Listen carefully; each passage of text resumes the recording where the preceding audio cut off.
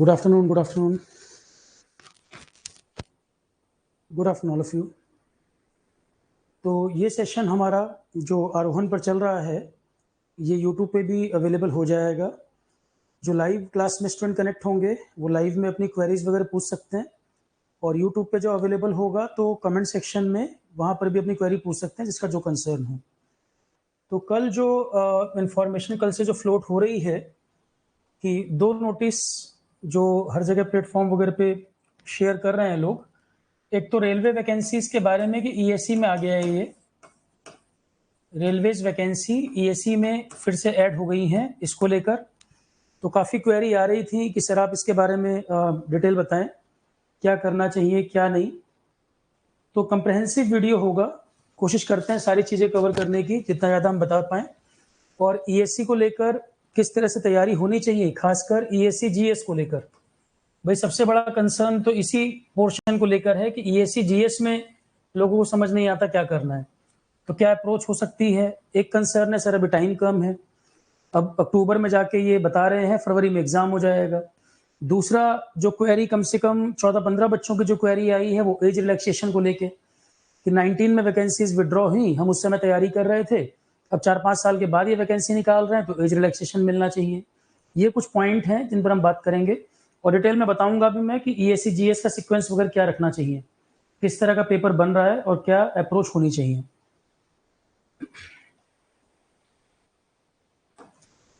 देखो ईएससी का जो एग्जाम था इसमें सबसे मेन जो 2 डिपार्टमेंट रहे जिसके लिए लोग तैयारी करते थे, सबसे मेन तो रेलवेज और सीपीडब्ल्यूडी। सबसे मेन डिपार्टमेंट ये 2 थे, रेलवेज और सीपीडब्ल्यूडी। उसके बाद बाकी सब आते थे, एमईएस वगैरह उसके बाद ही था। ये 2 सबसे मेन डिपार्टमेंट, उसमें भी जो मेजर वैकेंसीज आती थी वो रेलवे की वैकेंसी आती थी।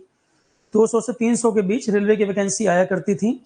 दिसंबर 2019 में विड्रॉल हुआ था। दिसंबर 2019 में नोटिफाई करने के बाद, रेलवे की वैकेंसी नोटिफाई करने के बाद कितनी वैकेंसी होंगी, पेपर वेपर हो गया, उसके बाद वैकेंसीज विड्रॉ हुई। जो बच्चों के साथ बहुत बड़ा इनजस्टिस किया गया, बहुत बड़ा इनजस्टिस था उस समय कि पूरा साल बच्चों का खराब हुआ, पेपर वेपर हो गए, उसके बाद वैकेंसी विड्रॉ कर लिया इन्होंने दिसंबर 2019 में। इसके बाद इन्होंने कहा कि जो 8 वैकेंसीज होती थी उसको क्लब करके हम आईआरएमएस बनाएंगे।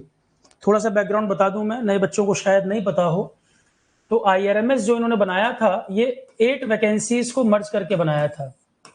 इंडियन रेलवे मैनेजमेंट सर्विस करके जो इन्होंने बनाया, ये 5 वैकेंसीज ईएससी वाली और 3 वैकेंसीज सिविल सर्विसेज वाली, इसको लेकर इन्होंने 8 वैकेंसीज को मर्ज करके कहा कि हम आईआरएमएस एग्जाम कराएंगे, इंडियन रेलवे मैनेजमेंट सर्विस।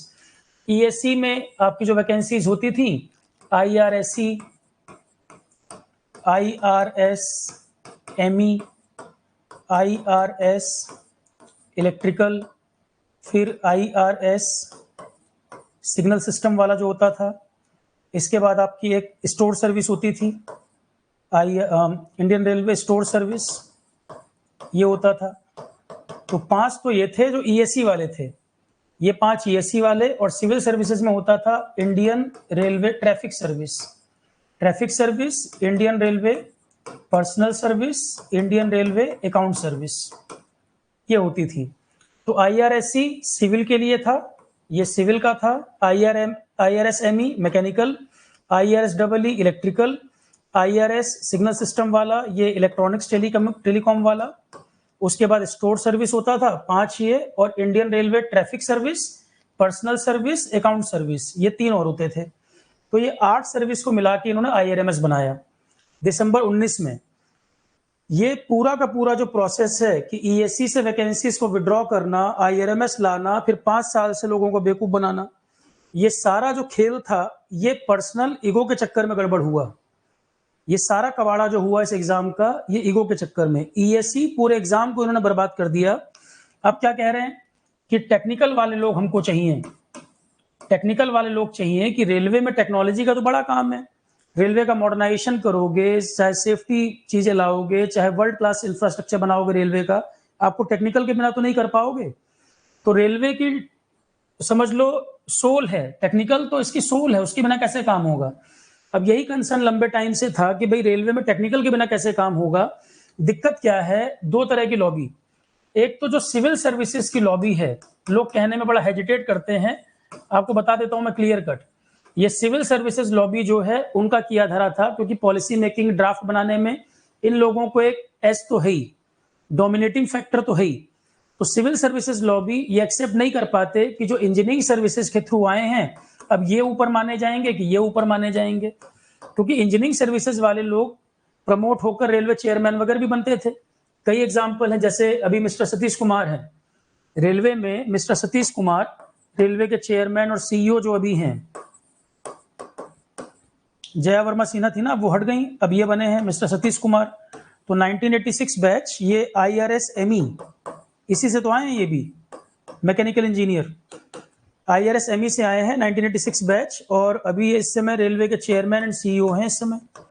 तो अब सिविल सर्विसेज की दिक्कत ही यही रही है कि सिविल सर्विसेज वाले जो हैं वो अपने आगे नहीं किसी को समझेंगे, और जो इंजीनियरिंग सर्विसेज से आते थे वो रेलवे चेयरमैन तक जाते थे, ये भी दिक्कतें थी, तो एक्सेप्ट ही नहीं कर पाते। और ये खाली यहाँ पर ऐसी बात नहीं है, ये बहुत चलता है मिलिट्री इंजीनियरिंग सर्विसेज में। जॉब के अंदर आप देखो लोग हेजिटेट करते हैं, कोचिंग वोचिंग ये सब बताते नहीं आपको बात। वहां पर डिफेंस वाले और सिविलियन इनके बीच में टसल चलती रहती है। डिफेंस वाले सिविलियन को वैल्यू नहीं देते कि भाई ये तो इस वाले एग्जाम से है और हमसे भी ऊपर पोजीशन पे प्रमोट होकर पहुंचेंगे, तो डिफेंस और सिविलियन का चलता है MES के अंदर। इसमें प्रॉब्लम क्या थी, जो सिविल सर्विसेज वाली लॉबी है रेलवे में, अब वो कह रहे हैं कि भाई हमसे ऊपर ESC वाले कैसे प्रमोट होकर चले जाएंगे। ESC वाले चेयरमैन CEO तक भी बने हैं, बड़े बड़े मिनिस्ट्रीज तक भी गए हैं, कई सारी प्रोफाइल पे पहुंचे हैं। ESC वगैरह में भी आप देखेंगे टेक्निकल वाले लोग बहुत ऊपर तक प्रमोट होके गए। पर यही दिक्कत थी कि इस पूरे एग्जाम का कबाड़ा करके इन्होंने कहा IRMS बनाएंगे, फिर IRMS सिविल सर्विसेज से कराएंगे। 50 बार कहानी चेंज कर चुके हैं ये, इस एग्जाम में ऐसा कबाड़ा किया है कि 50 बार चीज चेंज कर चुके हैं। और ऐसा नहीं कि इनको समझ नहीं है, पर एक लेवल पर जाकर ईगो लोगों का ऐसा बढ़ जाता है ना कि आंखों के सामने पर्दा पड़ जाता है। पूरे एग्जाम को ले बीते, भाई ये लोग भी कंपटीशन देकर ही आए होंगे। जब ये स्टूडेंट रहे होंगे तो ये रिफॉर्म की बात करते हैं, वेलफेयर की बात करते हैं, करप्शन नहीं करें इसकी बात करते हैं, पर खुद जॉब में आने के बाद अपना ईगो इतना ऊपर हो जाता है कि किसी को कुछ समझना ही नहीं है, कोई दूसरा हमसे आगे ना बढ़ जाए। पर्सनल ईगो इतने हो जाते हैं कि समझ तो किनारे हो जाती है। जो विद्या ददाति विनियम की बात है ना, विद्या ददाति विनियम, वो बुक्स में अच्छा लगता है, पर रियल लाइफ में जो एजुकेटेड लोग हैं उनमें एजुकेशन के साथ हम्बलनेस आनी चाहिए। पर एजुकेशन के साथ जहां पावरफुल पोस्ट मिल गई है वहां हम्बलनेस की बात छोड़ो, एरोगेंस आ जा रहा है। जानते हैं सही गलत क्या हो रहा है, जानते हैं तो भी कर रहे हैं गलत। भाई एजुकेशन तो हम्बलनेस लानी चाहिए, पर इतने बड़े बड़े लेवल पे सिविल सर्विसेज क्वालिफाई करके गए या इंजीनियरिंग सर्विस करके गए तो हम्बलनेस होनी चाहिए, वहां पर एरोगेंस बीच में इन्वॉल्व हो जा रहा है। आप मिलिए अधिकारी से डिपार्टमेंट में जाइए, मिलेंगे ही नहीं। इस तरह से बात करेंगे कि आपको मतलब ऐसा फील हो जाए कि पता नहीं इन्होंने क्या अचीव कर लिया। हर किसी को होड़ है अपने को बड़ा दिखाने की, परेशानी यही है। एजुकेशन को और हम्बलनेस को किनारे रख दिया लोगों ने, ठीक है। तो यही सब टसल के चक्कर में इस पूरे एग्जाम को कबाड़ा कर दिया। 2019 से लेके अब हो गए 5 साल, इतनी बार डिसीजन चेंज किए हैं, इतनी बार चेंज किए हैं, कभी कोई डिसीजन आ रहा है, कभी कोई डिसीजन आ रहा है। अरे भाई कैबिनेट किसी चीज को अप्रूवल देती है तो मिनिस्टर थोड़ी पूरा एक्सपर्ट है हर चीज का। वो जो ये मैनेजमेंट वाले जो लोग होंगे या आपके ये सिविल सर्वेंट है, ड्राफ्टिंग वगैरह तो यही बनाएंगे। कोई पॉलिसी, कोई प्रोविजन, कोई ड्राफ्ट वगैरह है वो तो अधिकारी लोग ही तैयारी करेंगे, ये सब वही तैयार करते हैं। कैबिनेट तो उस पर भाई विचार करेगी, डिस्कशन करके अप्रूवल देगी। मेन मतलब बैकएंड पे काम तो यही लोग करते हैं सारा। तो सिविल सर्विसेज को ही एज मिल रहा था असल में। अब कहा IRMS अलग कराएंगे, वो नहीं हुआ। कितनी बार अनाउंसमेंट आए और हर बार चेंज, हर बार चीज बदलती गई, 5 साल खराब कर दिए। उससे नहीं मतलब है कि बच्चे के लेवल पे कितना टफ हो जाएंगी चीजें, उससे नहीं मतलब है। अब हुआ क्या, 4-5 साल में समझ आ गया कि भैया टेक्निकल लोग चाहिए, इसके बिना काम नहीं चलने वाला। अभी हाल फिलहाल में रेलवे एक्सीडेंट्स इतने हुए हैं, बुलेट ट्रेन आप लाने की बात कर रहे हो, रेलवे को मॉडर्नाइज करने की बात कर रहे हो, सेफ्टी मेजर्स बढ़ाए जाएंगे, टेक्निकल के बिना हालत खराब है, टेक्निकल के बिना रेलवे में काम नहीं चलना, ये बार बार कहा जा रहा था, बार बार कहा जा रहा था। और जो अभी डिसीजन आप देख रहे हैं इसमें कुछ कोचिंग का भी कंट्रीब्यूशन जरूर रहा होगा, किसी के काम को हम नलीफाई नहीं कर सकते। 4-5 साल से बात उठाई गई, बार बार ये बात कही गई कि भाई रेलवे जो है वो टेक्निकल वाली सीटें उसमें रहे, उसका टेक्निकल एग्जाम होना चाहिए। जैसे ईएससी से में था, बार बार यही सॉल्यूशन समझ में आता था कि ईएससी से ही इनको लाना चाहिए, पर पॉइंट क्या था ये नहीं पता था कि इनका एरोगेंस टसल कब तक चलता रहेगा, कब ये चीज रिजॉल्व होगी। कोचिंग ने भी बीच बीच में बात उठाई, कई टीचरों ने भी बात उठाई, ऐसा नहीं कह सकते कि किसी ने कुछ नहीं किया, लोगों ने बात उठाई, क्योंकि भाई कोचिंग का बिजनेस मॉडल भी है, कोचिंग का बिजनेस मॉडल भी है, और ठीक भी है, कोचिंग लोगों को रोजगार भी दे रही है। कई लोग अपनी जॉब छोड़ छोड़ के कोचिंग से जुड़े हुए हैं। अब एकदम से तुगलकी फरमान आ गया कि रेलवे बाहर हो गया, तो लोगों के लिए परेशानी तो हुई, उस बात को भी नकारा नहीं जा सकता। और लोगों ने प्रयास भी किए भाई किसी तरह वैकेंसी जोड़ी जाए, हर किसी ने अपने अपने स्तर पे बात उठाई। 20-21 तक तो बहुत जोर शोर से बात उठती रही, 22 तक आते आते लोगों ने मान लिया कि भाई कुछ होना नहीं है, कहने कोई फायदा नहीं हो रहा, ठीक है। अब टेक्निकल वाली, क्योंकि जो रिक्रूटमेंट है वो चाहिए, टेक्निकल मैन पावर चाहिए, उसके बिना रेलवे में काम नहीं होगा, ये क्लियर हो गया। 5 साल लग गए इनको समझ में आने में, क्योंकि ईगो हिमालय के बराबर ईगो है, तो वो कंप्रोमाइज नहीं करने को तैयार थे। तो अब फाइनली क्या कह दिया, भाई टेक वाले लोग हमको चाहिए, और इसको भी डिसाइड करने में ये पूरा साल निकल गया। मतलब बेवकूफी की हद है, समझ सब आ रहा है इनको, पर बेवकूफी, आंखों के सामने जो पर्दा पड़ा है, बेवकूफी की हद है कि अब हम ईएससी 25 से करा लेंगे, खुद को पेपर तो देना नहीं है। जो पॉलिसी बना रहे हैं, खुद को पेपर नहीं देना है, वो सफर तो बच्चों को करना है। ईएससी 25 से हम करा लेंगे। और ये जो अभी कल से आप सर्कुलर देख रहे हैं, कोई कह रहा है कि हमने फरवरी में बता दिया था, कोई कह रहा है हमने दिसंबर में बता दिया था। 5 साल का उठा के देख लो, हर साल लोग कुछ ना कुछ कह रहे हैं। ये जो बात चल रही थी ना, जनवरी से हम कह रहे हैं, फरवरी से कह रहे हैं, पिछले साल से कह रहे हैं, 5 साल से लोग कह रहे हैं ऐसे होगा वैसे होगा, सारी बातें गलत साबित हो गई। इसीलिए मैंने कहा जब कंफर्म हो जाए तब इसको दिमाग लगाना, पहले से मत सोच के चलना। जब ये क्लियर हो जाए भाई होगा कि नहीं होगा। देखो हम लोग जब तैयारी करते थे तो उसमें एक क्लैरिटी होती थी कि भाई ये एग्जाम साल में होना है, ये पेपर का पैटर्न है, नोटिफिकेशन आया है, वैकेंसीज आई है, तो कैंसिल ऐसा नहीं होगा बीच में, ये क्लैरिटी होती थी। इवन 2014-15 तक भी क्लैरिटी थी। ये अब 4-5 साल से ट्रेंड ऐसा हो रहा है, पेपर की डेट आ गई है, 3-3 बार शिफ्ट हो रहे हैं, कैंसिल हो रहे हैं, मैक्सिमम पेपर कैंसिल हो रहे हैं, वैकेंसी आने के बाद विड्रॉल हो जा रही है। ये सब जो कबाड़ा हुआ है ये पिछले कुछ साल से देख रहा हूं मैं। भाई पढ़ाते हुए मुझे भी 13-14 साल हो गए, उससे पहले तैयारी मान लो हम लोग करते थे, तो ये इतनी अनसर्टेनिटी नहीं होती जितनी अभी है। फिर कुछ नहीं कह सकते, 2 महीने बाद फिर कोई तुगलक फरमान दे देंगे, अब हम कुछ और करने वाले हैं। कौन लोग पॉलिसी लेकर बैठे हुए हैं, कोई अकाउंटेबिलिटी जवाबदेही किसी की नहीं है, कर क्या रहे हैं, बच्चों के करियर के साथ खिलवाड़ कर रहे हैं अपनी ईगो सेटिस्फाई करने के चक्कर में। तो अब क्या फरमान आया भैया, टेक्निकल लोग चाहिए और ईएससी 25। अब 8 तारीख, उसमें भी पूरा टाइम निकाल दिया, फॉर्म भरने का टाइम 8 अक्टूबर 6 PM तक है, 8 अक्टूबर 6 PM तक है फॉर्म भरने का टाइम। और अब इनको याद आया कल कि हम टेक्निकल लोग हमको चाहिए। जो 5 सीट वैकेंसी ईएस वाली होती थी, वो ईएस से ही, मतलब वापस पुराने पैटर्न पे लाएंगे। वापस पुराना पैटर्न जो होता था, जो आईआरएमएस की ही सीटें हैं, आईआरएमएस की सीटें हैं, वो 5 डिपार्टमेंट जो होते थे वो ईएससी से ही ले लेंगे, और जो सिविल सर्विसेज से लेते थे वो 3 डिपार्टमेंट हम सिविल सर्विसेज से ही भर लेंगे, पुराने पैटर्न पर आएंगे। तो 5 साल लग गए ये सोचने में, ये समझने में 5 साल लग गए, डिसाइड करने में क्या करना है। तो 8 अक्टूबर 6 PM पे फॉर्म, ईएससी की जो लास्ट डेट है वो ये है भरने की। अब बिल्कुल लास्ट मोमेंट पे याद आ रहा है कि खुद को नहीं कुछ करना है, अपना करियर तो सेफ हो गया। जब कंपटीशन देकर आए थे तब ये भी परेशान थे, अब ये सेलेक्ट होकर बड़े बड़ी पोस्टों पे पहुंच गए हैं, तो बस फरमान निकाल दो, बच्चा अपने आप समझेगा। अब इसमें देखो जहां तक डेट बढ़ने की बात है, तो ये कंसिडरेशन तो यूपीएससी करेगा जरूर, क्योंकि डेट बढ़ने वाली जो बात है, डेट तो बढ़ेगी, अगर ये भी ऐड होगा तो डेट बढ़ेगी। मेरा मानना, इतना तो कॉमन सेंस होना ही चाहिए, अगर इतना भी कॉमन सेंस नहीं तो कबाड़ा कर दें फिर तो एग्जाम का, ठीक है। तो ये जो डेट बढ़ना है, ये तो मुझे पूरा अंदाजा है कि डेट बढ़ाएंगे ही, ऐसे फरमान निकालने से नहीं हो जाएगा। और दूसरी बात, डिपार्टमेंट वगैरह की चॉइस पहले भरा ली गई है इस बार, तो जब डिपार्टमेंट की चॉइस पहले भरा दी गई है, रेलवे आप बाद में ऐड कर रहे हो, तो फिर यहाँ पे अमेंडमेंट करने का, एडिट करने का ऑप्शन भी देना होगा। जो बच्चे फॉर्म भर चुके हैं उनको एडिट करने की चॉइस भी देनी होगी कि वो दोबारा इसके अकॉर्डिंग चेंजेस कर पाए। तो मेरा मानना है कि डेट बढ़ेगी और ये एडिट करने का ऑप्शन जरूर आएगा। जो पहले चॉइस वगैरह भर चुके हैं, नहीं तो वो रेलवे कैसे भरेंगे, ऑप्ट कैसे कर पाएंगे, तो ये तो चेंज होगा, ठीक है। अगले डिस्कशन पे आते हैं कि सर ईएससी 25 ये अक्टूबर में बता रहे हैं। अब कोई कह रहा है मैंने फरवरी में कहा था, फिर उससे पिछले साल भी कहा था, तो पिछले साल तो हुआ नहीं रेलवे, उसका क्या, 5 साल से चल रहा है, अब होगा तब होगा, बेवकूफ बनाया गया। और फरवरी में बोल रहे हो, अक्टूबर में जाकर नोटिफाई हो रहा है, जून जुलाई में होता, मई में होता तो भी टाइम मिल जाता बच्चों को। तुम अक्टूबर में बता रहे हो कि भाई अक्टूबर में नोटिफाई कर रहे हैं कि अब ये एग्जाम हम कराएंगे और फरवरी में पेपर हो जाएगा। फरवरी में पेपर हो जाएगा। ये कौन सा सेंस निकल रहा है कि जो बिगिनर बच्चा है, जो पहली बार अगर सोचे मैं ईएससी दूंगा, तो अक्टूबर में फॉर्म निकाल के फरवरी में पेपर करा लोगे 4 महीने में। तुम खुद पढ़ के दिखा दो, इतना सिलेबस है। जो पॉलिसी मेकर हैं वो 2 महीना और एक्स्ट्रा ले ले और पढ़ के दिखा दे सिलेबस जितना ईएससी का। पहली बार कोई पढ़ रहा हो और ईएससी का सिलेबस कवर कर ले, हिमालयन साइज का सिलेबस है।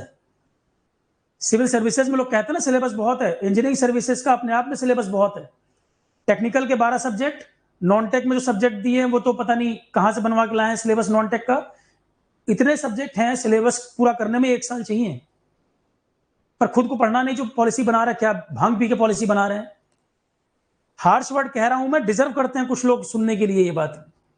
स्टार्टिंग से मैं देख रहा हूं ऐसा इस एग्जाम का सत्यानाश किया, पूरी ईएससी सीटें खा गए। ठीक है, बच्चों में क्रेज होता था इस एग्जाम को लेकर, पूरा इन्होंने खत्म कर दिया। कई लोग बेचारे जॉब छोड़ छोड़ के कोचिंग में पढ़ाने के लिए ज्वाइन किए कि चलो एक उभरता हुआ वो है कि बच्चे बहुत आते हैं तैयारी के लिए, बच्चों को भी बेनिफिट है, उन्होंने अपना फुल टाइम करियर ऑप्ट कर लिया। रेलवे विड्रॉ हो गया, हालत खराब हो गई लोगों की। भाई कोचिंग ने टीचरों की सैलरी कम कर दी, कई कोचिंग परेशान हो गए, उनको भी नुकसान हुआ। एम्प्लॉयमेंट जनरेट कर रहे थे वो भी नुकसान हुआ, और बच्चों का नुकसान तो हुआ ही। बच्चों का सबसे बड़ा लॉस है। बिजनेस मॉडल तो एक बात है, बच्चों का नुकसान हुआ सो अलग। पर कोचिंगों को भी अपनी फीस वगैरह कंट्रोल में रखनी चाहिए। उन्होंने भी तो अंधाधुंध फीसें बढ़ा के बच्चों को भी परेशान किया। सबने अपनी अपनी रोटी सेकी एक समय पे। ठीक है, बिजनेस मॉडल एक बात है, दूसरा बच्चों के हित में भी सोचने की बात है। तो अक्टूबर में नोटिफाई कर रहे हैं, फरवरी में एग्जाम करा लेंगे। ये जो इन्होंने बताया फरवरी में पेपर होगा। अब देखो, अब बात आती है सर एज रिलैक्सेशन तो मिलना ही चाहिए, क्योंकि उन बच्चों की कोई गलती नहीं है जो इन एग्जाम की तैयारी करते थे और आपने एकदम से फरमान निकाल के विड्रॉ कर लिया था और दोबारा आप उसी ट्रैक पर आ गए। तो आपकी पॉलिसी मेकिंग में कमी है, आपके डिसीजन मेकिंग में कमी है, उसका पनिशमेंट बच्चों को तो नहीं मिलना चाहिए। कम से कम जितना गैप आपने किया उतना एज रिलैक्सेशन तो दिया जाए। भाई बहुत बच्चे वेट नहीं कर रहे होंगे 5 साल से, कहीं ना कहीं लग गए होंगे, कुछ और काम में लग गए होंगे। पर अगर 2% बच्चा भी आपकी वजह से सफर किया और आज वो एग्जाम देना चाहता है तो मौका उसको मिलना चाहिए। 5 साल से बच्चे वेट नहीं कर रहे होंगे, सही बात है, बहुत बच्चे निकल गए होंगे, एमटेक करके या पीएचडी कुछ ना कुछ कर रहे होंगे। पर जो बच्चा भी एग्जाम देना चाहे तो उसको मौका मिलना चाहिए। जितना आपने डिले किया है डिसीजन में, उतना एज रिलैक्सेशन बच्चों को जरूर मिलना चाहिए। मैं इस बात के पूरी तरह फेवर में हूं। और कोचिंग ठीक है, वैकेंसीज आई, कल से लोग खूब सेलिब्रेट कर रहे हैं, बात ठीक है, पर बच्चों के फेवर में आपको ये बात सबको उठानी चाहिए। एज रिलैक्सेशन के लिए कोचिंग्स को बोलना जरूर चाहिए, क्योंकि उन बच्चों के साथ इंजस्टिस हुआ था। आपका बिजनेस मॉडल भी तभी तक चलेगा जब बच्चों के हित में भी आप सोचेंगे। टीचिंग एक ऐसा प्रोफेशन है जहां बच्चे पहली प्रायोरिटी होनी चाहिए, बिजनेस सेकेंडरी होना चाहिए। ठीक है, पर यह नहीं कि बस वैकेंसी आई, बैच बनेंगे, बच्चे आएंगे, वो तो ठीक है अगले साल के लिए ठीक, पर जिनके साथ गलत हुआ उनके लिए कौन बोलेगा।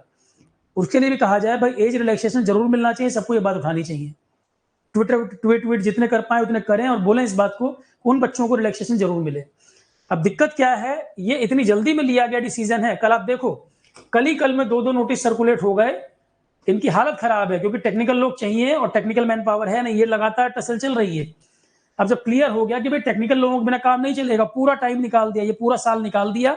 अब सर पे पड़ा कि भाई 8 अक्टूबर को यूपीएससी के फॉर्म की लास्ट डेट है ईएससी की, बिल्कुल लास्ट मोमेंट पे कि बस छूट रही है, तब जब बस चल रही है तब भागते हुए पहुंचने वाली हालत है कि टेक्निकल लोग चाहिए। अब बिल्कुल एग्जाम सर पे आ जाएगा जल्दी, अब टाइम नहीं बचा, पूरा टाइम अपना खराब करके तब बच्चों के सर पे प्रेशर डालने का तरीका।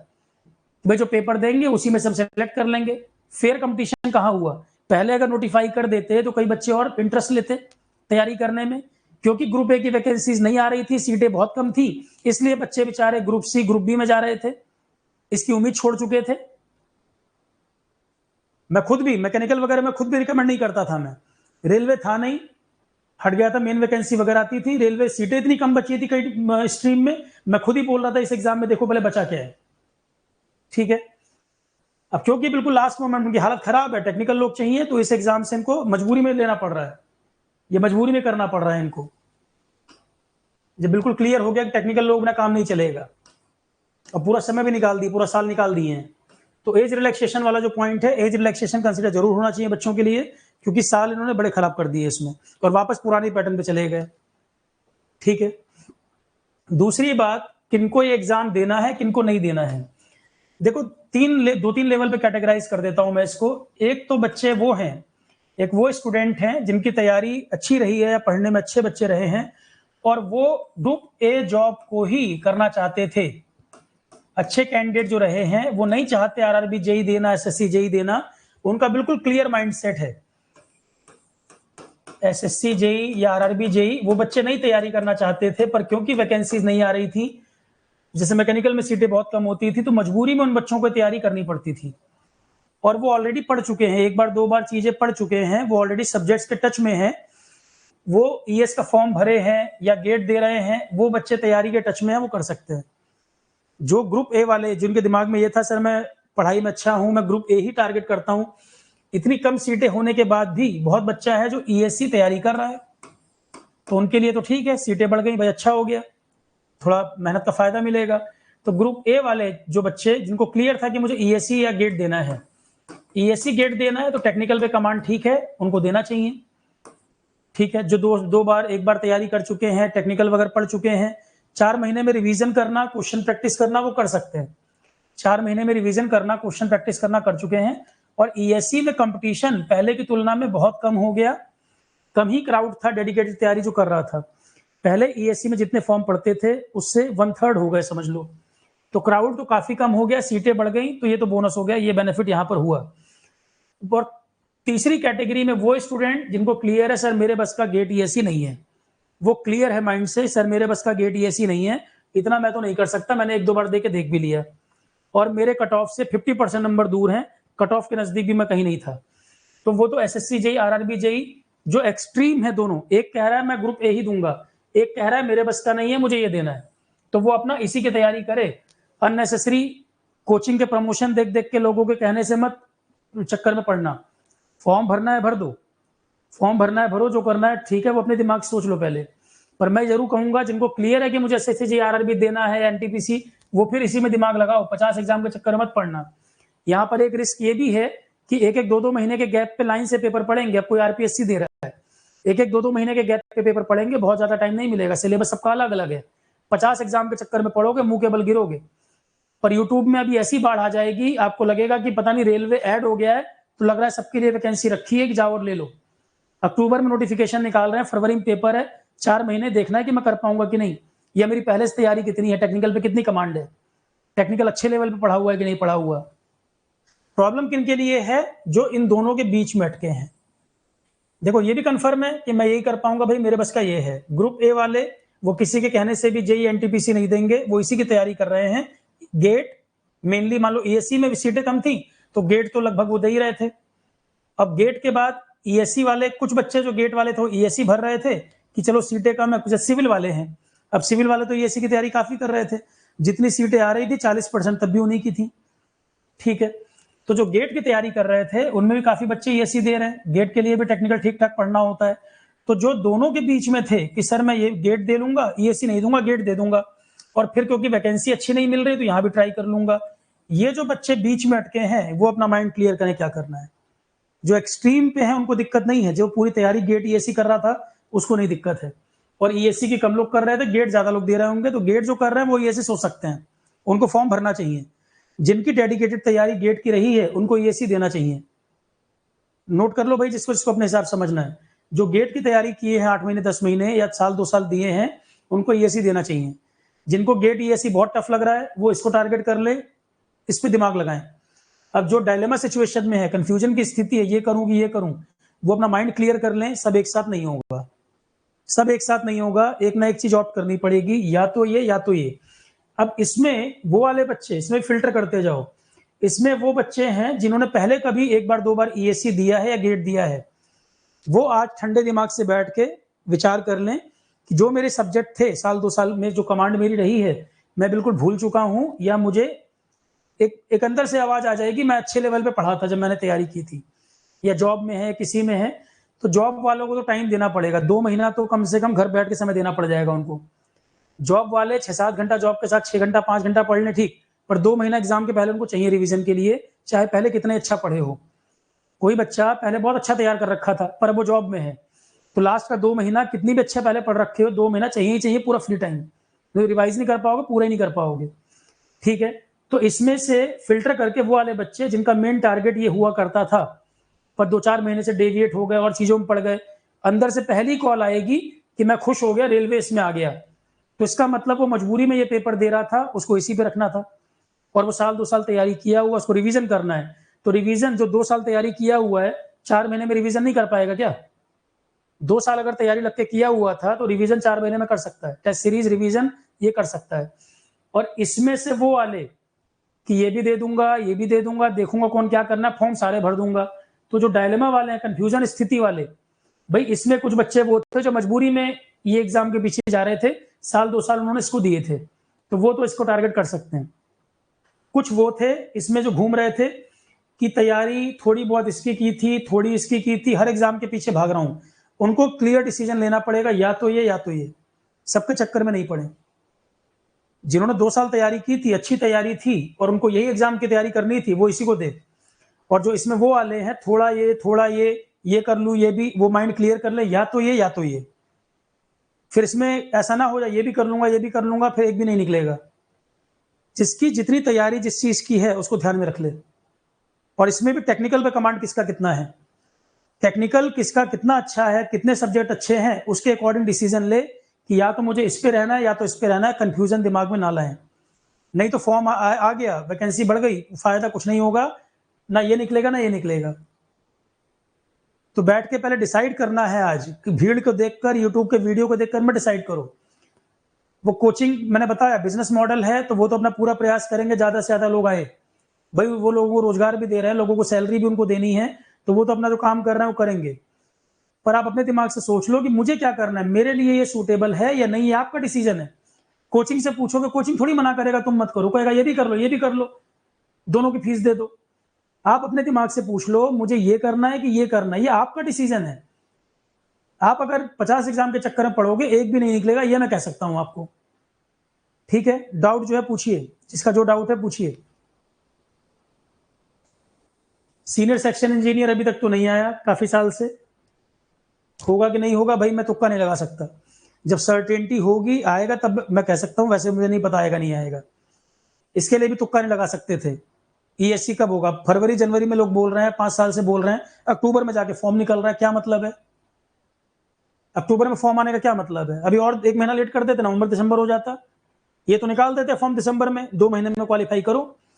बिगिनर बच्चा जो है, अब अगली बात समझिए, जो बिगिनर बच्चा है जो पहली बार तैयारी कर रहा है, पहली बार तैयारी कर रहा है, तो पहली बार तैयारी अगर वो गेट के लिए किया है, टेक्निकल पे अच्छी कमांड हो गई है और ये सब एग्जाम के पीछे नहीं भाग रहा, तब तो बिगिनर को भी फॉर्म ईएससी का डाल देना चाहिए, क्योंकि पहली बार में तो वो एग्जाम के पैटर्न को जान जाएगा, क्वालिफाई कर पाए ना कर पाए अलग बात है, पर एग्जाम के पैटर्न को समझ जाएगा। अब अगर रेलवे ईएससी में ऐड हुआ है तो कम से कम ये आगे जाके, मुझे भरोसा नहीं चेंज करेंगे नहीं करेंगे, पर अब जो बदलाव हुआ है तो 2-3 साल बाद ही कुछ लग रहा है चेंज होगा। फिर भाई आईआरएमएस में किया, 5 साल लगा दिए वापस ईएससी में लाने में, अब ईएससी से वापस अलग कुछ सोचेंगे तो 2-3 साल फिर हो सकता है लगाएं, पर अब ये है कि 2-3 साल तक ये वैकेंसी ईएससी के साथ रहनी चाहिए। इतना अनसर्टेन माहौल कभी नहीं था कि आप दावे से कह दो कि 10 साल तक अब ईएससी में रहेगा, मैं नहीं कह सकता हूं, जो मेरी अपनी समझ है। हाँ 3 साल 4 साल तक के लिए मान सकते हैं कि ईएससी के साथ रेलवे रह जाए, ठीक है। अब जो खबर आई है 2-3 साल 4 साल तो मेंटेन रहना चाहिए। तो जो बिगिनर बच्चे हैं, गेट वेट की तैयारी बहुत अच्छी है अगर, तब वो ईएससी देना चाहिए, क्योंकि अब ये कहोगे 4 ही महीने सर कैसे करूंगा मैं, टाइम तो देखो कम है, पर एग्जाम पहली बार में समझ तो आएगा क्या पैटर्न होता है, अगली बार वाला ठीक से दे सकते हो। क्योंकि जो गेट की अच्छी तैयारी कर रहा है, ये ऑब्वियस सी बात है वो नेक्स्ट ईयर ईएससी जरूर देगा, 25 वाला नहीं देगा, 26 वाला देगा। तो अब ये क्लियर करना पड़ेगा कि मुझे आगे के लिए 2026 में भी जिनको देना है, तो ये क्लियर करना पड़ेगा मुझे ग्रुप ए वाले में देना है या मुझे ग्रुप बी और सी को भी टारगेट करना है, ये आगे जाके क्लियर करना पड़ेगा दिमाग पर। यह है कि फॉर्म अभी डेट है तो फॉर्म भर दो इसका, जिनकी तैयारी ठीक ठाक है, टेक्निकल में 70% भी अगर तैयार है तो ईएससी भर दो, ईएससी भर दो जो ठीक ठाक है बच्चे। तो पॉइंट 2 ही आए, जिनको बिल्कुल क्लियर है मुझे गेट ईएससी देना है उनको तो बताने की बात नहीं, जिनको बिल्कुल क्लियर है मुझे इसके चक्कर में नहीं पड़ना ये देना है, वो इसकी तैयारी करें, कंफ्यूजन ना लाएं। जो बीच वाली स्थिति है कि मैं इसकी तैयारी करता था पहले, इसकी वैकेंसी नहीं आ रही थी तो मुझे ये करना पड़ा, तो वो अपने आप से पूछें, अगर टेक्निकल अभी भी साल 2 साल तैयारी किए थे और टेक्निकल अच्छी कमांड है लगता है, तो फिर इसके पीछे जाए, क्योंकि आपका मेन टारगेट ये था। ठीक है, अब जिनको लग रहा है सर मैं ये भी कर लेता, ये भी कर लेता, थोड़ा बहुत ये आता है, थोड़ा ये आता है, वो बेटर है कि सेफ साइड इसमें चले जाएं, सेफ साइड इसमें चले जाएं, अगर उनको बहुत ज्यादा कोई अंदर से वो नहीं कि मुझे इसके पीछे भागना है। ठीक है, यही 3 कैटेगरी हो सकती है। और दिक्कत क्या है कि फरवरी में ही गेट हो जाएगा, फरवरी में ही ईएससी प्रीलिम्स हो जाएगा, तो टाइम नहीं मिल रहा, गैप नहीं मिल रहा है। तो जिनकी टेक्निकल वगैरह की तैयारी अभी तक अच्छी है उनके लिए तो ठीक है, पर जो कोई सोचे कि बिगिनर मैं आज तैयारी प्लान करूंगा और इसी बार पूरी एनर्जी दे दूंगा, तो 4 महीने में ईएससी का सिलेबस खत्म नहीं होगा, ये बिल्कुल सत्य है। 4 महीने में ईएससी का सिलेबस कोई नहीं खत्म कर सकता, जितना सिलेबस आपको कवर करना है। दूसरी बात आती है, सर अब हम ईएससी दे रहे हैं, जो बच्चे देने वाले हैं कि सर ईएससी में बताइए हमें टारगेट कैसे करना है। ईएससी टेक्निकल तो जो है, टेक्निकल में सब अच्छे हैं, टेक्निकल में बहुत बच्चा जो गेट दे रहा है, ईएससी दे रहा है या गेट के सब्जेक्ट पे कमांड है, तो 60-70% तो टेक्निकल उसका रेडी है ना। टेक्निकल में तो बहुत बच्चे अच्छे हैं जो टेक्निकल से ही, भाई बीटेक है, कोई आईआईटी से है, एनआईटी से है, टेक्निकल में बहुत बच्चे अच्छे हैं। टेक्निकल में ज्यादा वेरिएशन मार्क्स में जो क्वालिफाइड है, बहुत अंतर नहीं देखते हो आप। सारा खेल जो गड़बड़ करता है जीएस, ईएससी में जीएस ने कबाड़ा कर रखा है इस समय। जो इन्होंने 2017 में सिलेबस बदला था, आज तक सिलेबस बनाने वाले को और पेपर सेट करने वाले को नहीं समझ आया कि ईएससी जीएस में पूछना क्या है। नाम के लिए जीएस है, जिन्होंने सिलेबस बनाया वही हाल, जैसे आईआरएमएस को लेकर पॉलिसी पैरालिसिस था, उसी तरह से ईएससी जीएस का जो सिलेबस बनाया, ना बनाने वाले को पता क्या बना रहा है और ना पेपर सेट करने वाले को पता क्या बना रहा है। 2024 का पेपर ईएससी जीएस का, ईएससी का जो हुआ, मैंने जानबूझ के पेपर डिस्कस नहीं किया। बच्चों ने कहा सर आपने इस बार का हर बार डिस्कस करता था, 24 वाला पेपर डिस्कस ही नहीं किया। मैंने कुछ गुस्से में भी इरिटेट हो गया, बेसिकली इसलिए नहीं डिस्कस किया। उस पेपर में जानबूझ के इतना कबाड़ा दे रखा है, एब्सर्ड कहूंगा मैं उस पेपर को। पेपर डिस्कशन के लायक भी तो होना चाहिए, आप कुछ भी थोड़ी पूछने लगोगे इंजीनियरिंग वाले बच्चों से। आपको ये पता होना चाहिए पेपर आप इंजीनियरिंग वाले बच्चों से पूछ रहे हो या सिविल सर्विसेज वाले से पूछ रहे हो, आप बना क्या रहे हो। सिलेबस आप कुछ दे रहे हो, पूछ कुछ और रहे हो। 40 नंबर भी लाना आफत हो गई थी इस बार जो पेपर हुआ था। 36 नंबर एक बच्चे के हैं, वो क्वालिफाई किया है कट ऑफ, तो उस पेपर को डिस्कस क्या करोगे। कुछ लोगों ने डिस्कस किए, पेपर होने के बाद गूगल लेके बैठे हैं, बच्चे को मिलता है पेपर में 2 घंटे, 10 घंटे में सॉल्यूशन आ रहा है। भाई 10 टीचर बैठे हैं और 10 लोग गूगल चेक कर करके आंसर निकाल के दे रहे हैं, उस डिस्कशन का कोई मतलब नहीं है। आपको लग रहा है पेपर होने के बाद अरे कितने नॉलेजेबल टीचर, फट से आंसर बता दिया उन्होंने। अभी जब यूपीएससी के आंसर की आएगी, उससे भी 5-7 आंसर गलत मिलेंगे, हर बार होता है। पर हर बार जो पेपर होता था उसमें मैं खुद ही कहता हूं कि ईएससी जीएस में 80 से लेके 100 की एक रेंज है, इसके बीच में स्कोर बनता था। 17 से लेके 23 तक के जो पेपर रहे हैं, एक पेपर 24 में जैसे आया है, 1 साल का और गड़बड़ था पेपर, 2020 वाला शायद पेपर मैंने सब सॉल्व करवाए हुए, 24 का नहीं कराया। 24 का जैसा पेपर आया था वैसे 20 का था शायद। 2 साल के पेपर ऐसे रहे हैं जो कबाड़ा रहे हैं, और 24 का सबसे गंदा रहा है। ठीक है, तो 80 से 100 की एक रेंज होती थी जो बच्चे टारगेट कर सकते थे स्कोर। 24 के पेपर में 36 नंबर बच्चा जीएस में ला रहा है, वो भी क्वालिफाई किया, इतना गंदा पेपर था। तो उस पेपर को डिस्कस करने का कोई लॉजिक ही नहीं है। आप गूगल से आंसर निकाल के कहीं से ढूंढ के डाल भी दो, वो क्वेश्चन रिपीट करेंगे नहीं, और उस तरह के टॉपिक का डिस्कशन मतलब भी नहीं है। इंजीनियरिंग बैकग्राउंड, इंजीनियरिंग सर्विसेज वाले बच्चे जहां टेक्निकल इतना पढ़ना है, उनको इस तरह का जीएस दोगे तो जीएस में 35 नंबर भी लाना आफत है। ठीक है, तो मैं साफ साफ आपको क्लियर कर दूं, देखो कोई क्या दावा कर रहा है, कोई क्या बोल रहा है, मुझे नहीं मतलब है। मुझे सीधा सीधा मतलब है भाई मैं क्या कराता हूं, किस तरह का पेपर होगा। ये मैं जरूर कह सकता हूं कि ईएससी जीएस आरोहण पर जितना कराया है, मुझे नहीं लगता कि उतना एफर्ट ईएससी की जीएस के लिए कोई करेगा। मैं ये भी दावा नहीं कर रहा हूं कि आप मेरे से पढ़ के आप 120 140 ले आओगे, डिपेंड करेगा पेपर कैसा है।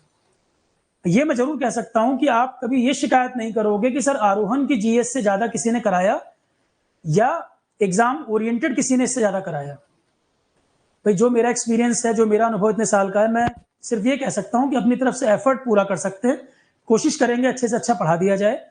पर आप मेरे से कहेंगे सर मैं इतना कर लूं तो 100 नंबर आ जाएंगे क्या? 2024 के पेपर को देख के क्लेम नहीं कर सकते, पेपर बनाने पर डिपेंड करेगा। हाँ, ये जरूर कह सकता हूं कि अगर आरोहण से नहीं आया तो फिर कहीं से नहीं आएगा। ये ओवर कॉन्फिडेंस में नहीं, कॉन्फिडेंस में कह रहा हूं, क्योंकि पढ़ाया इतना गया है, इससे ज्यादा कवरेज किसी ने कराया भी नहीं है। आप आरोहण में जीएस देख लीजिएगा, ईएससी कितना करा रखा है, उससे ज्यादा कोई नहीं कराएगा, क्योंकि टाइम उतना दिया गया है, उतना स्पेसिफिक तरीके से पढ़ाया गया है, और कोशिश की गई है गार्बेज ना दिया जाए, to the point exam oriented चीजें कराई जाए। ठीक है, एग्जाम्पल के तौर पे इकोलॉजी एनवायरनमेंट में जैसे मैं पढ़ाता हूँ, यूट्यूब पे एनवायरनमेंट पूरा का पूरा डाल रखा है, आप एनवायरनमेंट देख लीजिए, जो पढ़ाया हुआ था। ईएससी में 4-5 क्वेश्चन एनवायरनमेंट कम आया था पिछली बार, पर उनमें से भी बन गए थे। करंट अफेयर पढ़ाता हूँ, करंट अफेयर के क्वेश्चन बने थे बच्चों से, बाकी एरिया बहुत गंदे पूछे थे, आईसीटी एथिक्स के क्वेश्चन गंदे पूछे थे, पर करंट अफेयर और एनवायरनमेंट से क्वेश्चन बने थे। एनवायरनमेंट का वेटेज कम था, करंट अफेयर क्वेश्चन थोड़े ज्यादा थे पिछली बार, पर वो बताए हुए क्वेश्चन थे। पर करंट अफेयर इतना वास्ट एरिया है कि लोग उतना पूरा कर पाए, क्योंकि टेक्निकल पढ़ना है। दिक्कत ये है, सारे तो प्रोज एंड कॉन्स हैं। तो कवरेज आरोहण पे जितना जीएस को लेकर है, ईएससी जीएस को लेकर आप निश्चिंत हो सकते हैं, इससे ज्यादा जीएस कोई नहीं कराने वाला। और फीस में भी आरोहण से 6-7 गुने फीस का अंतर होगा बाकी जगह। उतने नॉमिनल प्राइस में कंटेंट कवरेज आपको 50% कहीं मिल जाए तो मुझे बताना। हर कोई टीचर अपनी तरफ से एफर्ट करता है अच्छा पढ़ाने की, पर मेरी कोशिश यही है कि भाई जब पेपर हो तो कोई ये शिकायत ना कर पाए कि सर आरोहण से कम आया और बाकी जगह से ज्यादा आया। यहाँ पे कंटेंट ज्यादा मिलेगा, पर मैं ये जरूर कह रहा हूँ, कोई शॉर्टकट सोच के आरोहण कर रहा हो तो मत करे। शॉर्टकट वाली बात तो नहीं है भाई, पूरी तरह से पढ़ाएंगे तो ही क्वेश्चन बनेंगे जिस तरह का पेपर पूछ रहा है। अब आ जाते हैं अप्रोच क्या होनी चाहिए। अब जैसे अब रेलवे आया, लोगों में एकदम एनर्जी लेवल बढ़ गया कि सर मैं तो ईएस की तैयारी कर ही रहा हूँ 4-6 महीने से, या कोई पुराना बच्चा है 1-2 साल पहले मैं तैयारी किया था, मुझे ईएससी देना है। तो ईएससी जीएस यही एक डिसाइडिंग फैक्टर है जहां परेशान हो रहे हैं लोग। बड़े से बड़ा कोचिंग और बड़े से बड़ा टॉपर, यही एरिया है जहां स्ट्रगल कर रहा है। टेक्निकल में उनको आइडिया है, बीटेक वीटेक में पढ़े हुए हैं, कोचिंग में भी मटेरियल टीचर दुनिया भर की चीजें मिल रही हैं। ये एरिया है अनसर्टेन, लोगों को हवा नहीं लग रही, ना टीचर को ना बच्चों को, ना स्टडी मटेरियल सही अवेलेबल है। कुछ चीजें मैं बता दूं इसमें आपको, अभी के हिसाब से क्या अप्रोच होनी चाहिए।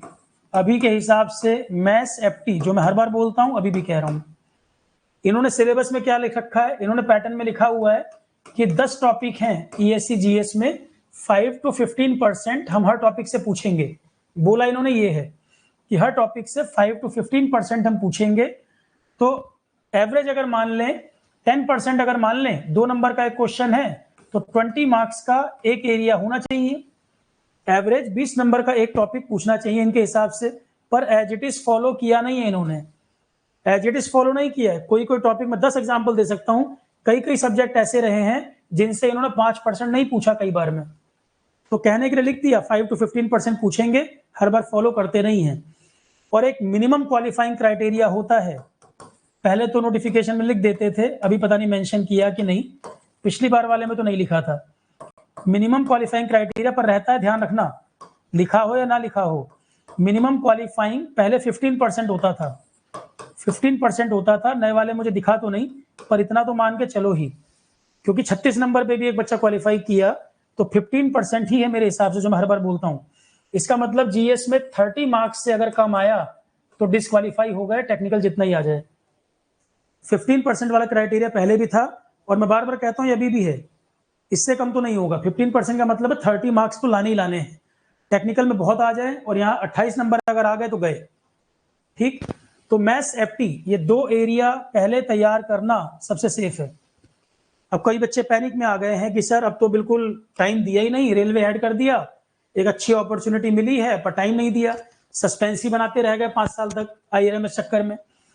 तो अब इसमें क्या करें, देखो गेट तो दे रहे होगे, ईएससी टारगेट नहीं भी किसी ने कर रखा हो तो गेट तो दिमाग में रहा होगा, या इंजीनियरिंग वाले जो हैं कई अच्छे स्टूडेंट होंगे, मैथ्स एफटी तैयार होगा, या और भी एग्जाम दे रहे होगे तो एफटी तैयार होगा।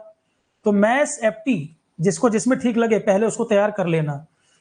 अब क्या दिक्कत है सर, 2024 में मैथमेटिक्स के क्वेश्चन बहुत लेंदी आए थे, इसलिए तो कट ऑफ और नीचे चली गई थी, इसीलिए जो मार्क्स जीएस में लाना मुश्किल हो गया था कि मैथ्स एफटी यही स्कोरिंग एरिया है इंजीनियर्स के लिए, और मैथ्स के क्वेश्चन आ गए थे लेंदी, सॉल्व करने में बहुत टाइम लग रहा था मैथ्स में, तो ये भी तो कारण रहा कि मार्क्स 40 नंबर लाना मुश्किल हो गए।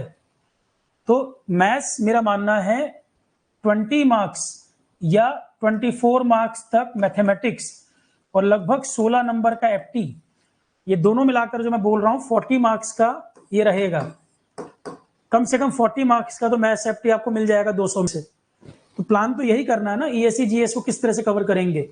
तो मैथ्स अगर लेंथी आ गया 2024 की तरह तो फिर कट ऑफ नीचे, जीएस में नंबर कम जाएगा स्कोर, तो फिर एफटी ठीक आएगा, कुछ तो सही होगा दोनों में से। अब कोई कहते हैं कि सर मैं मैथ्स में वीक हूं तो फिर ईएससी जीएस में स्कोर करना बड़ा मुश्किल काम है।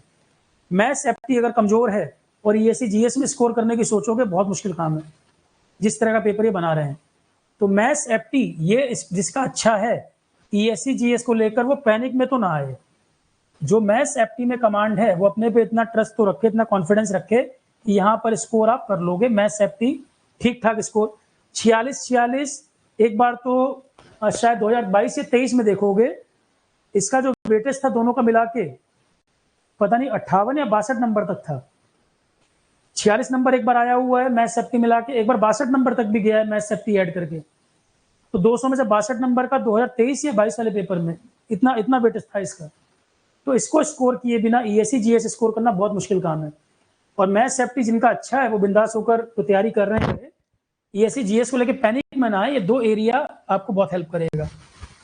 मैथ्स में भी पुराने पेपर देखो भाई, आइजन वैल्यू, आइजन फंक्शन बहुत बार क्वेश्चन आया हुआ है। फिर आपका कॉची रीमैन इक्वेशन से क्वेश्चन बनता है।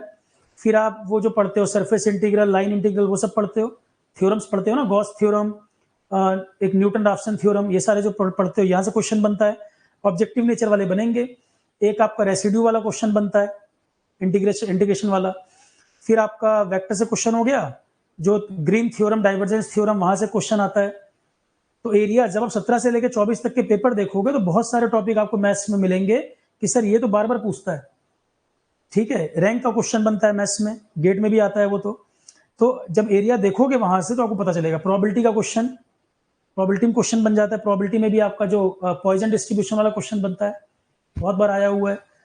Transformation, Fourier transform, Laplace transform, Fourier series, यहाँ से क्वेश्चन बनते हैं। तो ये तो वो एरिया है जो बीटेक में भी पढ़ा है, गेट के लिए भी पढ़ रहे हो, और कॉमन एरिया है ईएस से। तो अब अगर इसको नहीं तैयार करोगे तो कहाँ से स्कोर करोगे।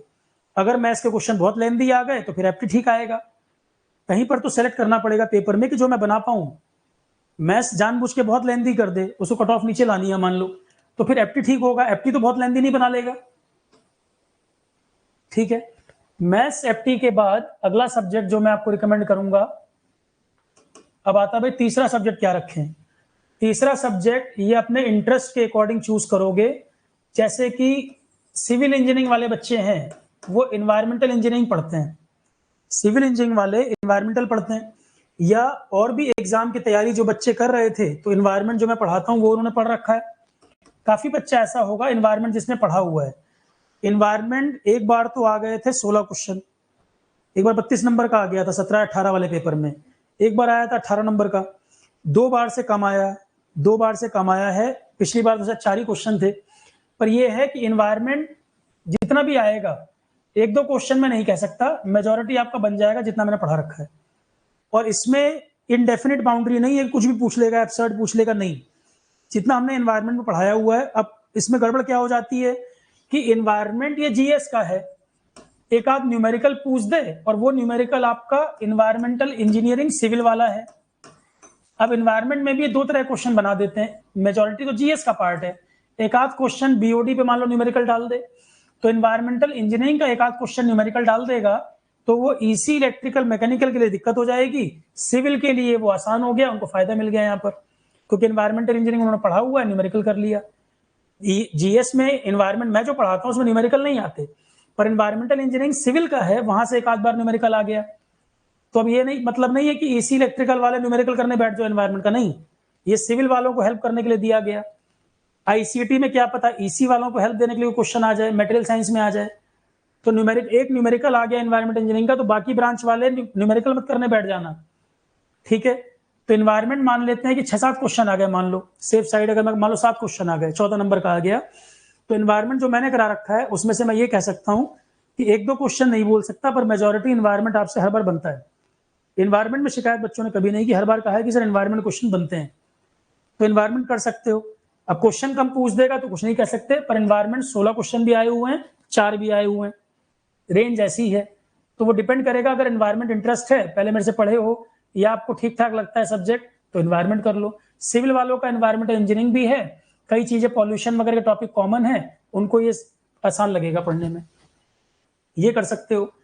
एनवायरमेंट जो मैंने पढ़ाया है उसमें चैप्टर 2 जो है, चैप्टर 2 में कई सारे टेबल हैं, वो ईएससी वालों को फैक्ट याद करने की जरूरत नहीं है। पढ़ाते पढ़ाते मैंने बोला भी हुआ है कि ईएससी वालों को ये चीजें नहीं ध्यान देनी है, वो टेबल है, लिस्ट वगैरह है और एग्जाम में आ जाता है। तो अगर टाइम कम लग रहा है या लग रहा है सर एनवायरमेंट में क्या छोड़ दूं, तो चैप्टर 2 में कुछ टेबल हैं, उनको चाहो तो मत वो करना, पर बाकी एरिया कंसेप्चुअल जो है वो जरूरी है पढ़ना। और एनवायरमेंट सिविल सर्विसेज के लिए भी काफी है, जो मैंने कराया हुआ है। सिविल्स प्रीलिम्स में बहुत क्वेश्चन आए थे इस बार, यही एनवायरमेंट जो पढ़ाया हुआ है आपको, यूट्यूब पे पढ़ा हुआ है, प्लेलिस्ट देखोगे यूट्यूब पे भी अवेलेबल है, ठीक है। एनवायरमेंट के बाद फिर मैं रिकमेंड करूंगा एक सब्जेक्ट जो हर बार बड़ा सर्टेन था कि यहीं से पूछता था, एथिक्स जैसे सब्जेक्ट है। अब एथिक्स के लिए किसी को मोरालिटी, वैल्यूज या डीप थिंकिंग इस तरह की चीजें अगर पसंद है, उसके लिए एथिक्स अच्छा है। एथिक्स में आरोहण पे पढ़ा रहा था, उससे पहले जो मैं ऑनलाइन प्लेटफॉर्म पढ़ाया उस पर पढ़ाया। हर बार एथिक्स में जो मैंने नोट्स बनवाए हैं, क्लास करवाई थी, वहीं से क्वेश्चन फंस रहे थे एथिक्स में। किताब मैंने बताई थी एक, जहां से क्वेश्चन उठा रहा था जो बनाने वाले हैं। इसकी 2 किताबें, एक किताब है इंजीनियरिंग, क्योंकि एथिक्स सिविल सर्विसेज में भी आता है, सिविल सर्विसेज मेंस में भी आता है, पर यहाँ पर इन्होंने इंजीनियरिंग एथिक्स लिखा है। इंजीनियरिंग का मतलब इंजीनियरिंग से रिलेटेड हिस्सा, एथिक्स इन जनरल कुछ भी नहीं, एथिक्स में भी इंजीनियरिंग एथिक्स आपके सिलेबस में स्पेसिफाई किया। इसके नाम पे 2-3 किताबें अवेलेबल थी। एक इंजीनियरिंग एथिक्स की किताब आती थी, अभी भी आती है, वो गोविंद राजन, सेंथिल कुमार, नटराजन के नाम से एक किताब है, गोविंद राजन, सेंथिल कुमार, नटराजन, पतली सी बुक है, पतली सी किताब है, और ये इससे क्वेश्चन सीधे सीधे लाइन यहीं से उठा रहे थे। और ये किताब खुद जो कॉपी है, ये एक दूसरी किताब की कॉपी है, line to line, Charles Fledderman, engineering ethics की किताब आती है, चार्ल्स फ्लेडरमैन, यहां से उठाया लाइन टू लाइन। इसमें इस किताब को पढ़ोगे ना तो आपको पैरा पढ़ते पढ़ते लगेगा कि अगला पैरा एकदम अलग हो गया। इस किताब में से पहला पैरा उठा लिया, कुछ बीच से उठा लिया, कुछ लास्ट में से उठा लिया, और बीच में जो इन्फॉर्मेशन गायब कर दी। तो इसमें चार्ल्स फ्लेडरमैन में पूरी कहानी है, उससे पार्ट ले लेके इसमें डाल दिए।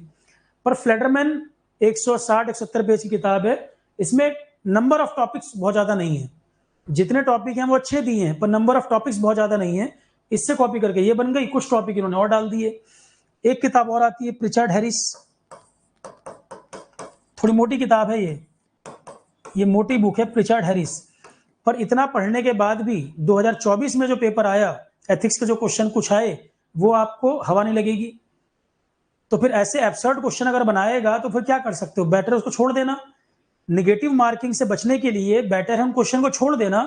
अगर उसको कोई अटेम्प्ट करेगा भी तो निगेटिव करेगा, फायदा क्या, निगेटिव हो जाएगा, फायदा क्या उन क्वेश्चनों के चक्कर में। अगर एब्सर्ड पूछने लगे तो उनको मत करो।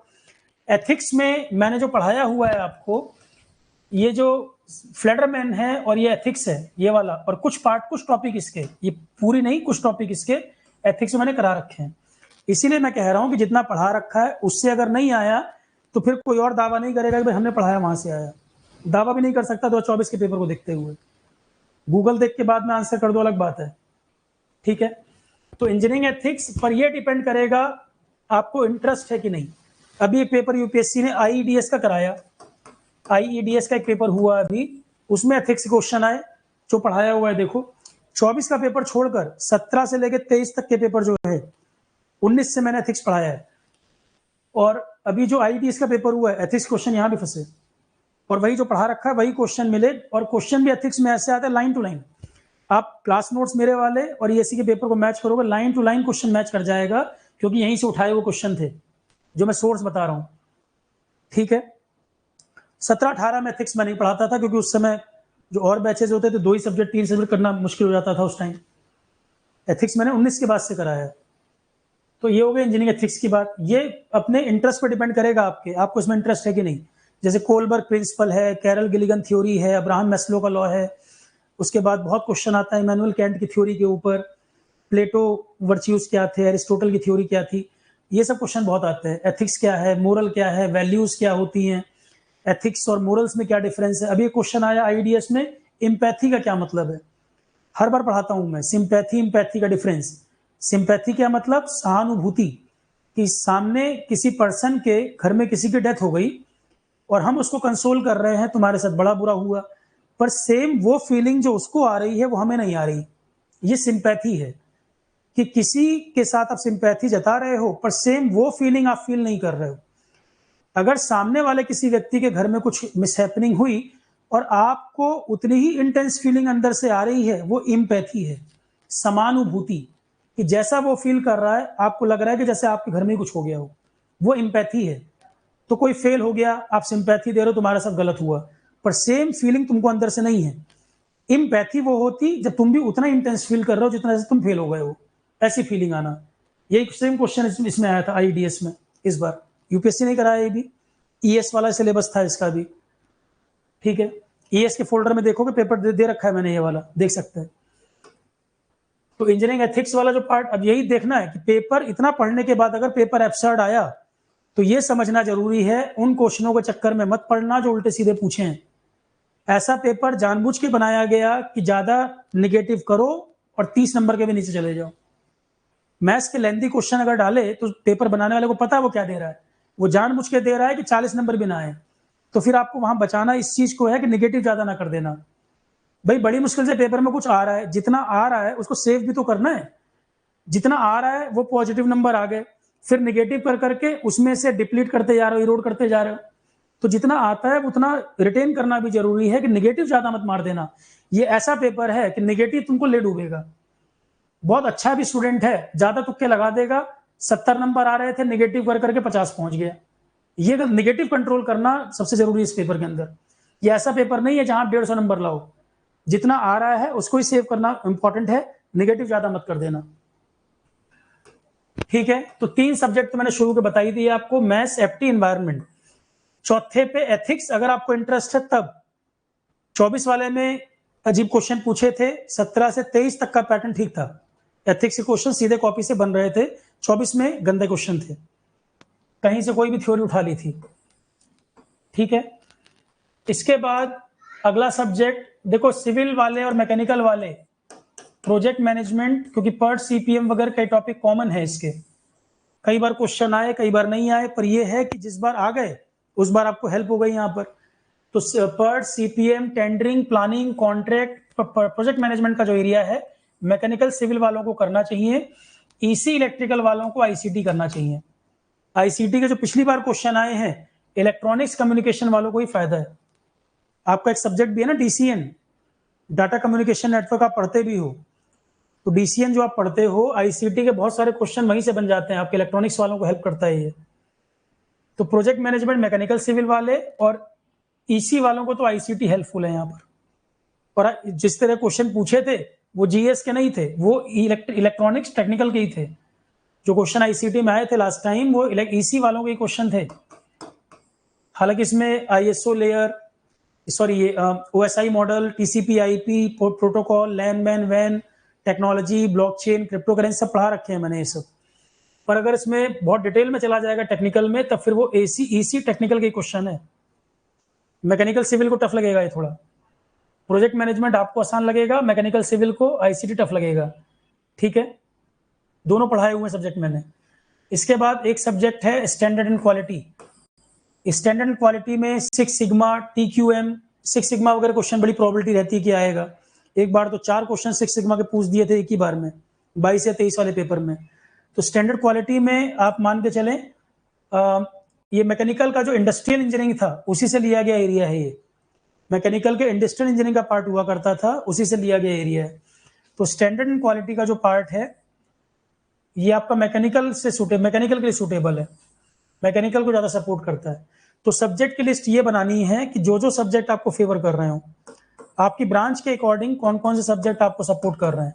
फिर एक आपका मटेरियल साइंस हो गया, मटेरियल साइंस में 50% एरिया या 40% मान लो, 40% तो मैकेनिकल का है जो आप पढ़ते हैं मटेरियल साइंस, 40% ये ईसी इलेक्ट्रिकल का होगा, सेमीकंडक्टर वगैरह जो पढ़ते हो, intrinsic, extrinsic, semiconductor, P type, N type, ये सब मैकेनिकल हो गया। और 10 से 20% आपका सिविल का। सीमेंट वीमेंट का कंपोजिशन पूछ दे तो ये नहीं कह सकते कि सिलेबस से बाहर है। 10 से 20% ये हो गया, ठीक है। मटेरियल साइंस का एरिया हो गया।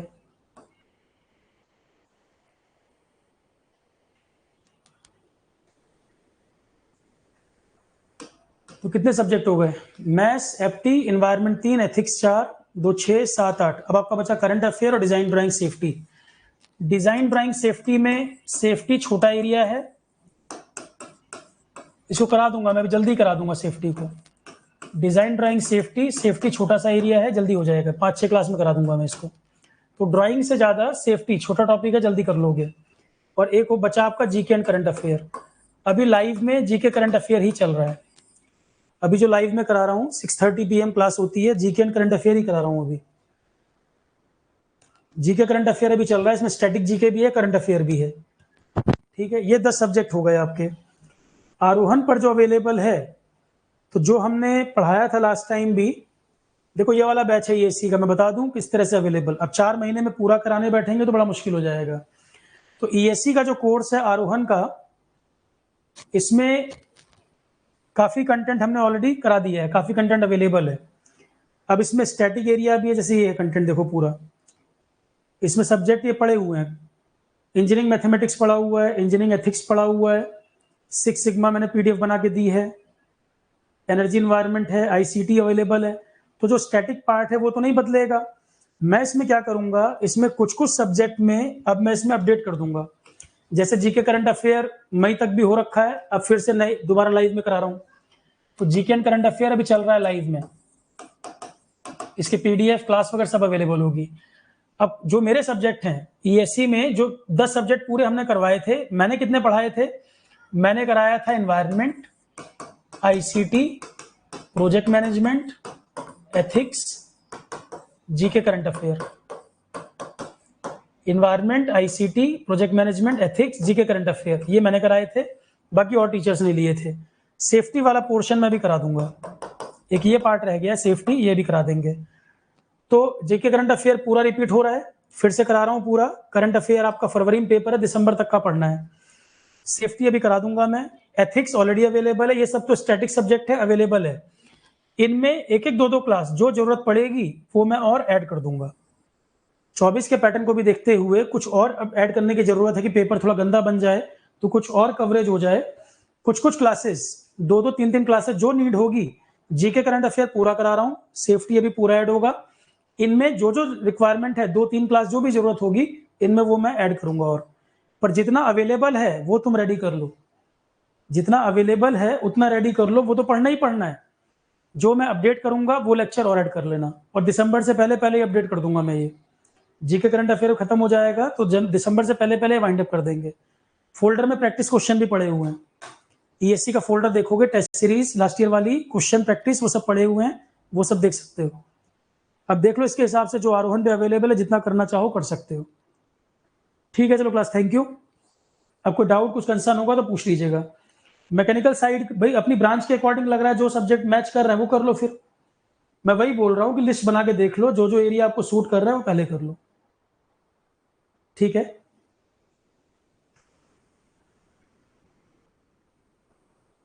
एसएससी आरआरबी जिनका मेन टारगेट है वो इसके चक्कर में ना पड़े, फिर माइंड क्लियर रखिए क्या एग्जाम देना, 50 वो चक्कर मत पड़ो, ठीक है। चलो class, thank you all of you. YouTube पर जिन लोगों को कोई कंसर्न होगा कमेंट सेक्शन में डाल दीजिएगा, और बैच लिंक वगैरह डिस्क्रिप्शन में रहेंगे, देख लेना, शो करना होगा, ठीक है क्लास, थैंक यू।